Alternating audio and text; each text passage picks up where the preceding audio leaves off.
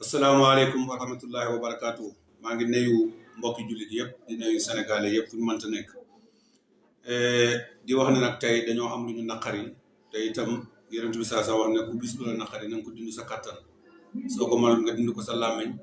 boo ko mënul nga dindi ko maanaam ci nga naqarlu ko sa xol am nañ lu ñu naqari dëgg nag ndax ñun ay taalibe Baye Niass lañ Baye Niass mooy suñu sëriñ ñun duñ tooñ kenn duñ tooñ sëriñu kenn sëriñ si yëpp lañ gëm ñëpp lañ fonk mais nag dafa am benn jigéen boo xam ne ñu koy wax Fouta Tampi def na lu ñu métti lool ndax attaque yi mu attaqué Baye Mbaye MC yemul rek ci Baye Mbaye MC waaye dafa dem ba laal na Baye Mbaye MC muy Cheikh Ibrahima Niass radiyallahu anhu Cheikh Ibrahima Niass nag wax dëgg yàlla ñun képp ku ko respecté wul tamit war nga ñoo koo mën a respecté parce que la moo tax mooy suñ sëriñ te ñun dégguñu tooñ kenn waxuñ kenn dara vidéo bi daf maa métti trop.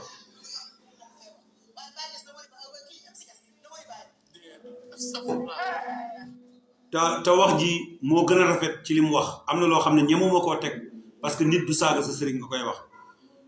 ma bëggoon nag lu mel nii comme ni ma koy faral di waxee gis nga réew mi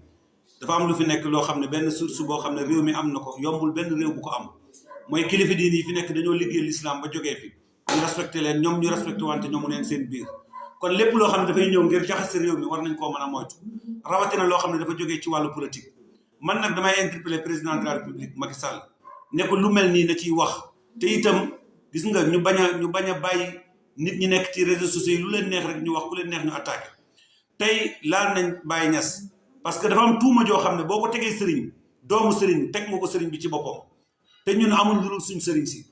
Baye Niass nag kenn waru koo laal parce que Baye Niass radiyallahu anhu moom ay taalibeem daf leen yar ñu am discipline benn noppi daf leen muñ loolu bari moo tax yu mel nii sax duñ ciy gaaw di wax dañ koy bëgg di muñ mais Baye Mbaye MC maa ngi lay xamal yow soxna si ne la Baye Mbaye doomu Baye Niass la doomu Baye Niass la ci ruuxu doomu Baye Niass la ci deret moom Baye Mbaye doomu Baye Niass bu leer naññi la loolu bu la jaaxalee ñun jaaxalu ñu xam nañ ne doomu Baye la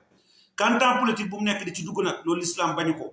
parce que sëriñ mën naa dugg ci politique liñ bañ mooy mu duggee ci ak beneen anam su fekkee da nga am benn règlement de compte boo xam da nga koy réglé ak moom war nga koo oo téléphone wala nga ànd ak moom wala nga réglé ko ci moom au lieu que ngeen di laal baayam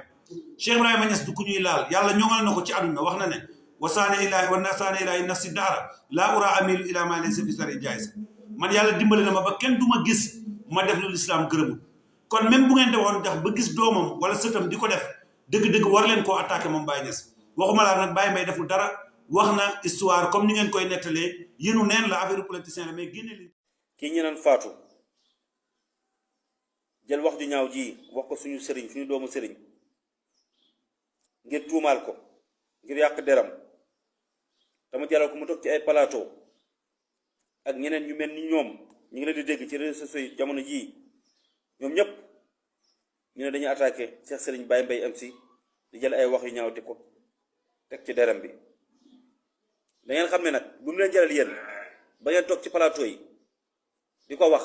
ngir ut ay vie ngir ut buzz ñun Baye Niass moo ñu gënal lu yàlla bind ci kaw suuf doomi Baye Niass yi ñoo ñu gënal lu yàlla bind ci kaw suuf muusu Cheikh Ibrahim sax duñ ko weccoog dara waxuma laa nag doomi Cheikh Ibrahim